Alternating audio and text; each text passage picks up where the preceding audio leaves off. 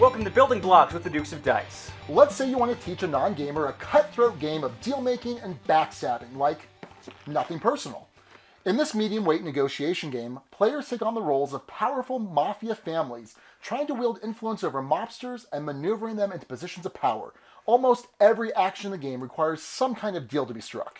The problem with a game like Nothing Personal for a non-gamer is that there are a lot of mechanics that might be overwhelming, and there's a high level of nuance to that negotiation. Negotiation games in general require a player to make deals and alliances. To do so skillfully requires a player to realize how much to give away and to whom, and exactly what to ask for in return.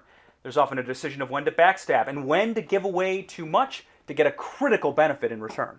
To ease someone into the experience of a negotiation game, we recommend Bonanza.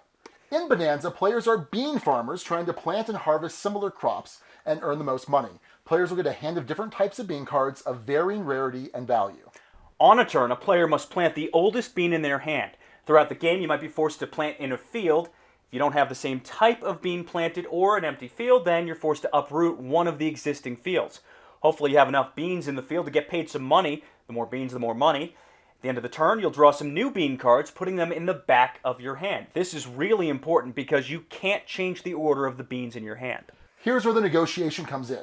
In between planting beans and redrawing your hand, the active player will reveal 2 beans from the deck.